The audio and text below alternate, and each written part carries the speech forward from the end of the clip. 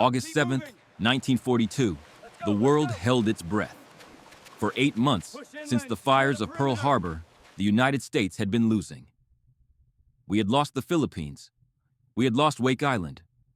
We had lost Guam. The Japanese Empire was a tidal wave, sweeping across the Pacific, unstoppable and terrifying.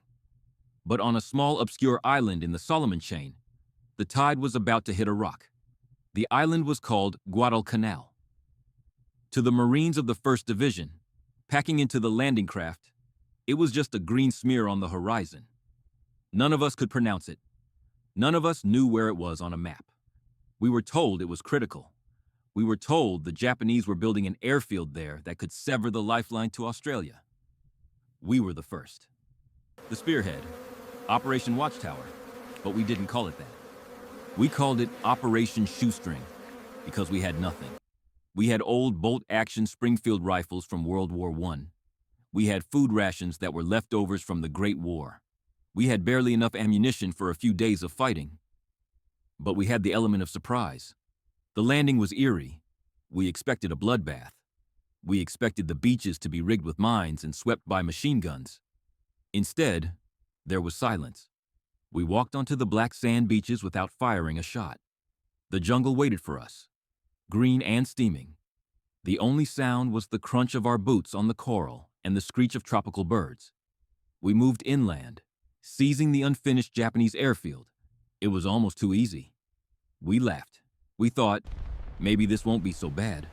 We were fools. The Japanese weren't gone. They had simply faded into the jungle to watch us. And while we were celebrating on the beach, the real disaster was happening at sea. On the night of August 8th, the Japanese Imperial Navy struck. In the Battle of Savo Island, they surprised our naval escort. In one terrifying hour of darkness, they sank 4 Allied heavy cruisers. We stood on the beach and watched the horizon burn. It looked like the ocean was on fire. Then, the unthinkable happened. The U.S. Navy, fearing more losses, pulled out.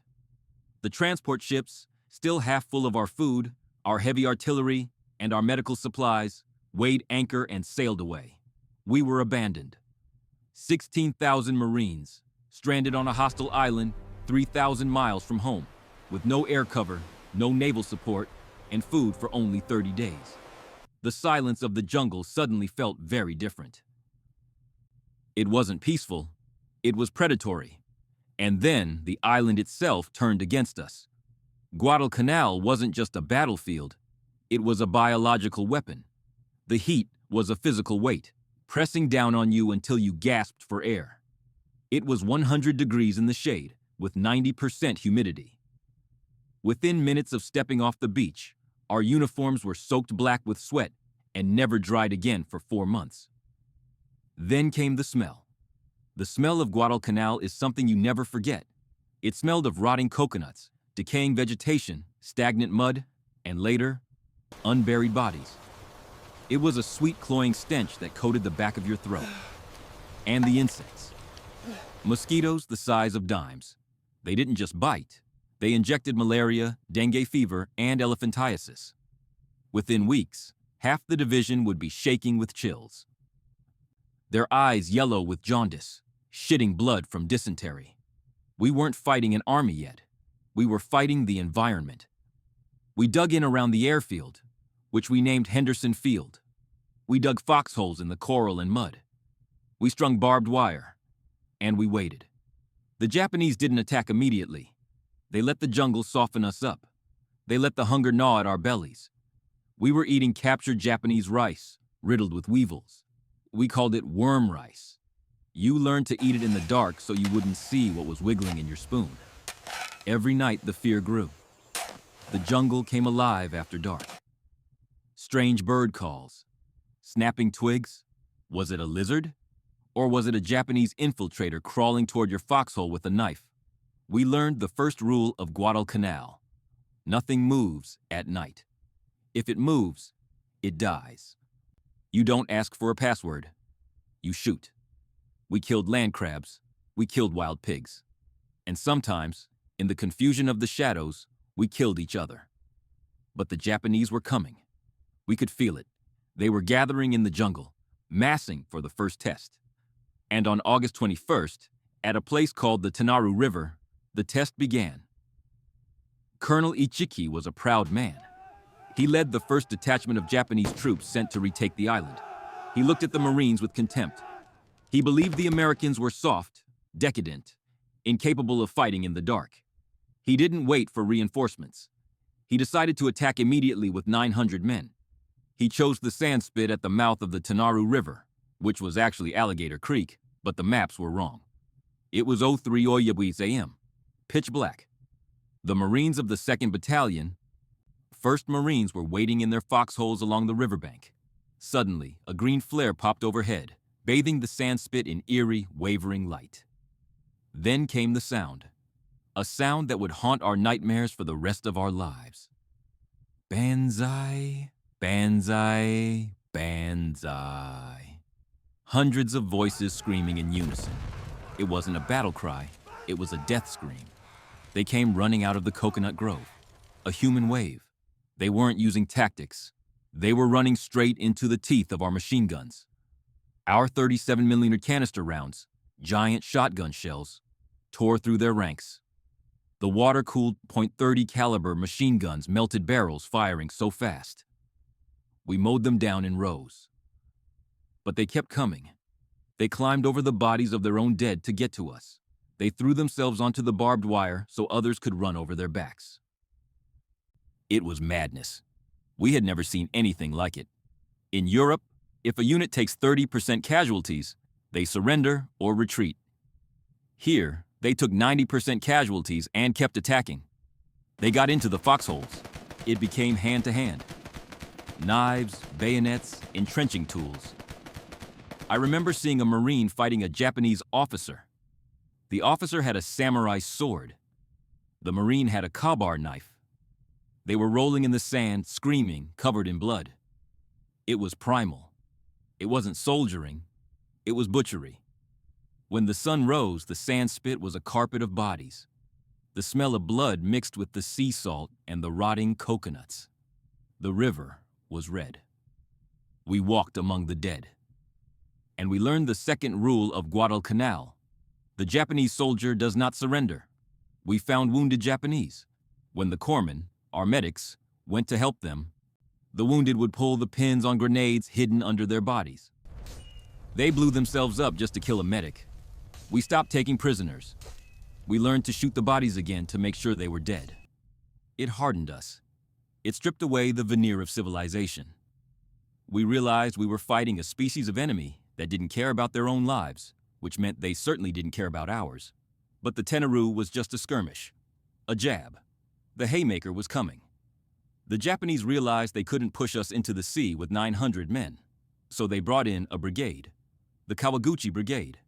Their target was the ridge south of the airfield, a jagged grassy spine of coral that overlooked our entire perimeter. If they took that ridge, they could look down our throats. They could shell the airfield at will.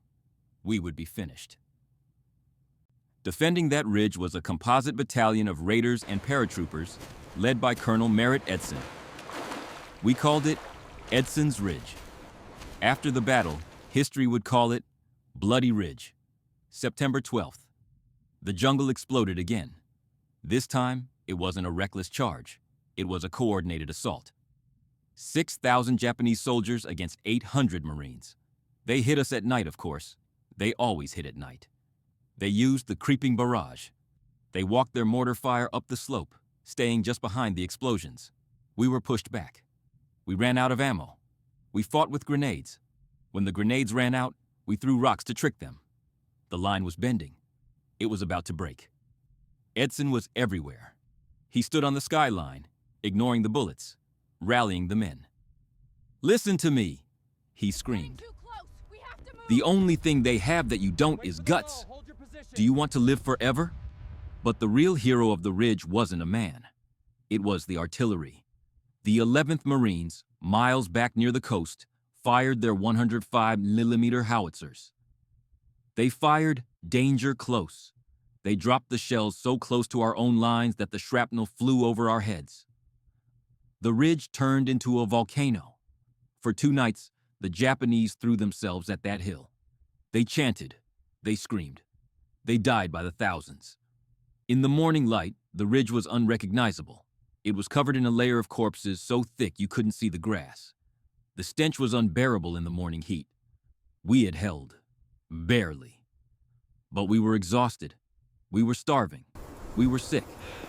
And as we looked out to sea, we saw the Japanese destroyers coming back. The Tokyo Express. They were bringing more men, more shells. The nightmare wasn't ending. It was just getting started. If the Marines in the jungle were the shield of Guadalcanal, then the pilots of Henderson Field were the spear.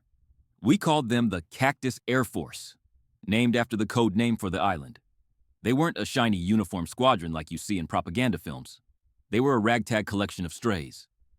Marine fighter pilots, Navy dive bombers from sunken carriers, and Army Air Corps pilots flying P-400 Airacobras that were rejected by the British. They looked more like pirates than officers. They wore cut-off shorts, rotting flight suits, and baseball caps. They were gaunt, hollow-eyed, and shaking with malaria, and their planes were even worse. The F-4F Wildcats were sturdy, but they were slow and clunky compared to the Japanese Zeros. They were patched up with duct tape and sheet metal scavenged from wrecks. The engines leaked oil. The tires were bald. We didn't have spare parts, so the mechanics, the unsung heroes of Henderson, would cannibalize one plane to keep two others flying.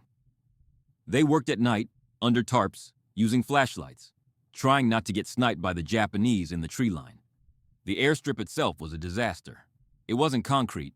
It was crushed coral and Marston matting, steel plates with holes in them laid over the mud. When it rained, the field turned into a bog. Taking off was a gamble. You had to rev the engine to maximum power, release the brakes, and pray you got enough lift before you hit the tree line at the end of the runway. Every day followed a terrifying routine. Around noon, the coast watchers up the slot would radio in, "Condition red, bogeys inbound." The flag would go up at the pagoda, the Japanese-built control tower. The pilots would scramble. They would run to their planes, some of them still vomiting from dysentery, strap in, and claw their way into the sky. The dogfights happened right over our heads. We would sit in our foxholes and watch the show. It was like watching gladiators. The Japanese Zeros were graceful, dancing through the clouds, looping and diving. The Wildcats were bruisers, taking punishment that would disintegrate a Zero. We cheered when a Japanese plane trailed smoke and plummeted into the sea. We cried when a Wildcat spun out of control. I remember watching a young Lieutenant Joe Foss coming into land. His plane was shot to pieces. His hydraulic system was gone. He had to manually crank his landing gear down while bleeding from a head wound. He landed, bounced, and skidded to a halt. He didn't ask for a doctor. He asked for a cigarette and a reload. He went back up an hour later. That was the spirit of the Cactus Air Force.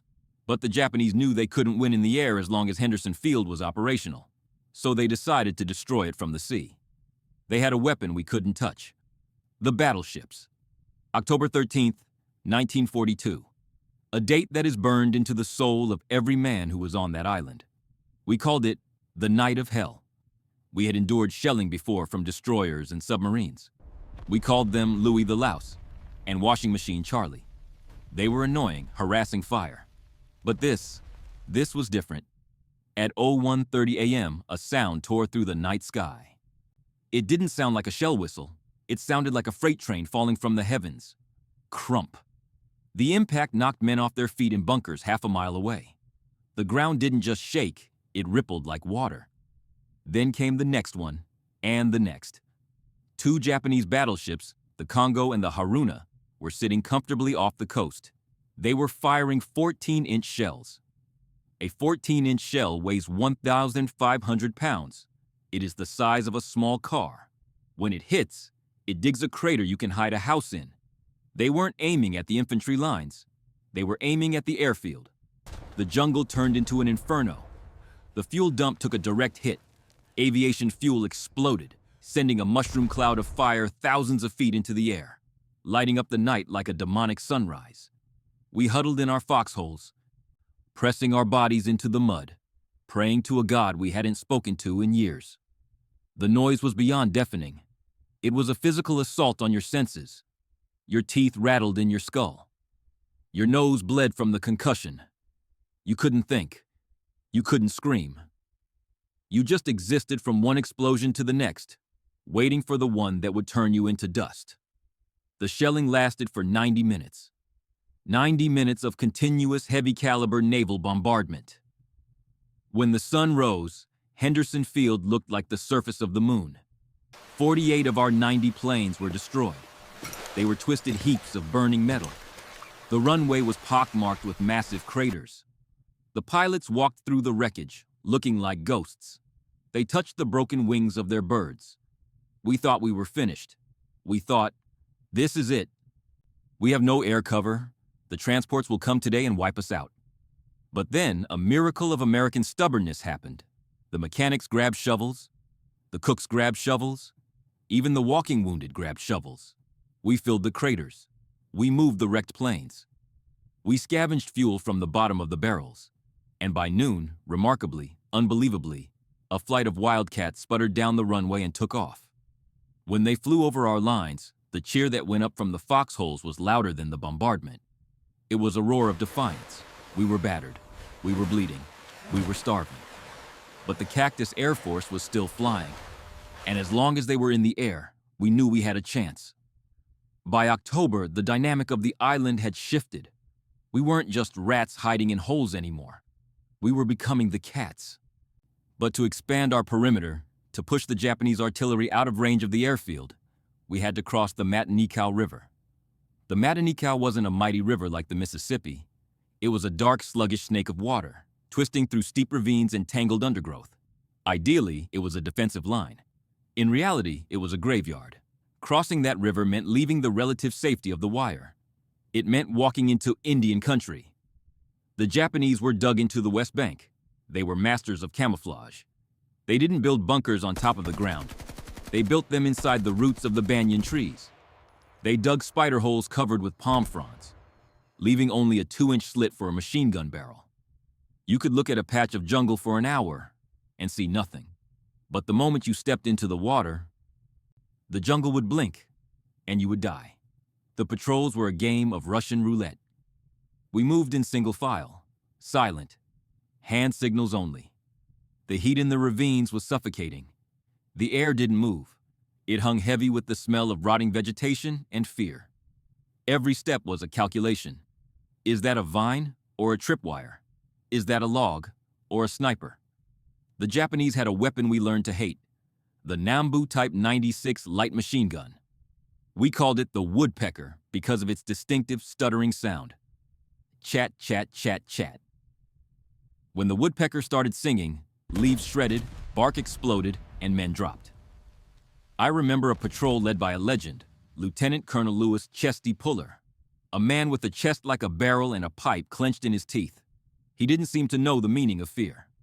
He led his battalion, the 1st Battalion, 7th Marines, deep into the Matanikau sector. The terrain was a nightmare. Razorback ridges that were so steep you had to crawl on your hands and knees. Valleys so deep the sun never touched the bottom. We walked into a trap. The Japanese had set up a horseshoe ambush. They let the point platoon walk in, then they closed the door behind us.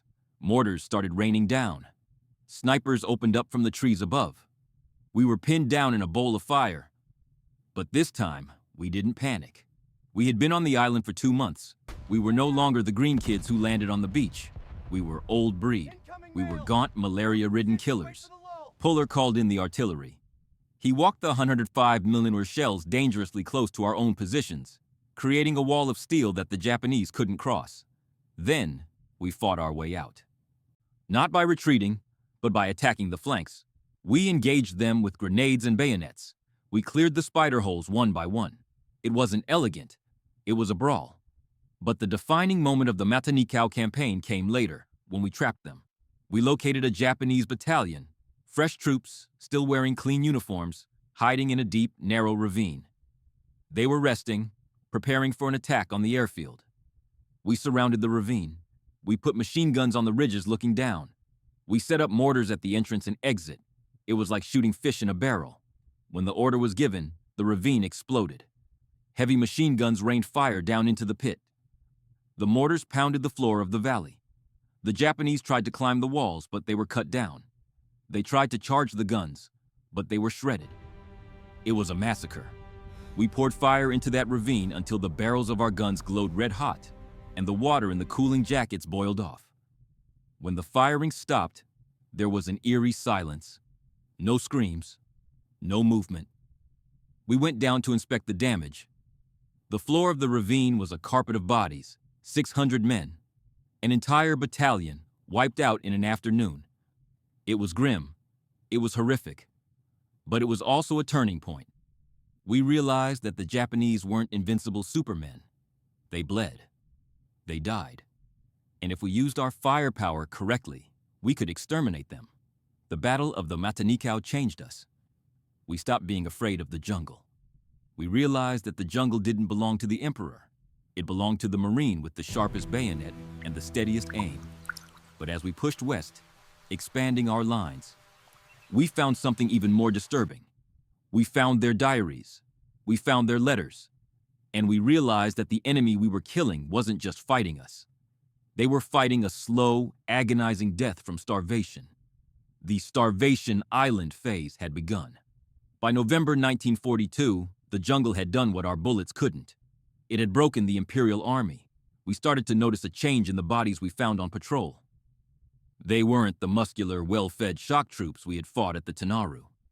They were skeletons wrapped in rotting uniforms. We found diaries that spoke of eating moss, eating shoe leather, eating lizards. The Japanese soldiers called Guadalcanal Gato, Starvation Island. Their supply lines had been cut by our Navy and the Cactus Air Force. They were dying by the hundreds every day from malaria and malnutrition. They were too weak to bury their dead. The smell of the jungle changed from rotting vegetation to the smell of open mass graves. But even a starving wolf has teeth. They kept fighting.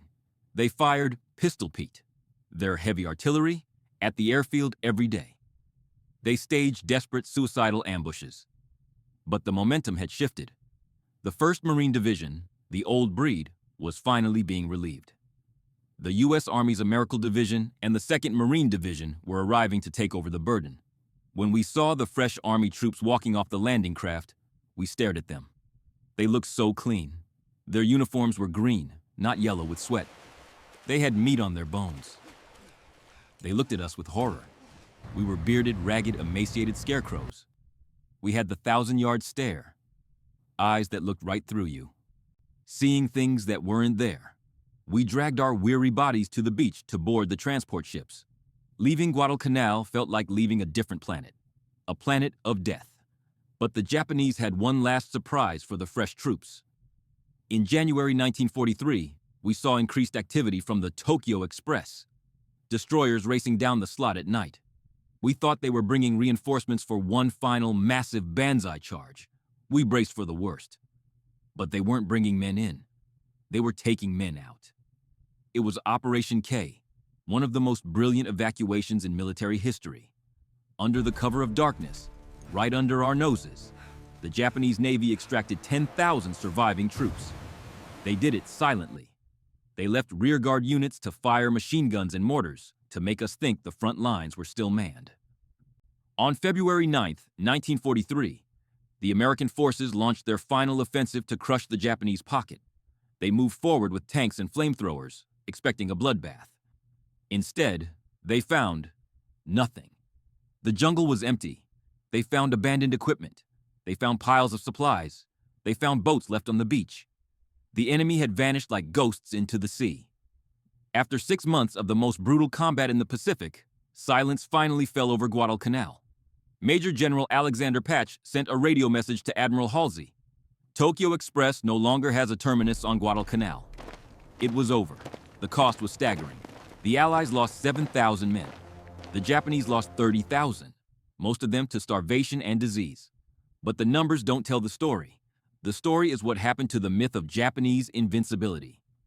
Before Guadalcanal, the world thought the Japanese soldier was a superman who couldn't be stopped.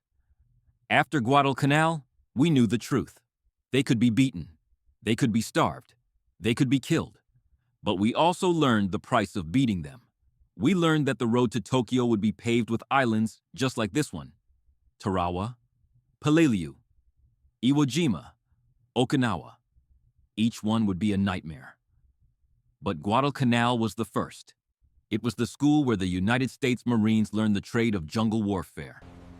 As I stood on the deck of the transport ship, watching the green island fade into the mist, I didn't feel like a victor. I felt like a survivor.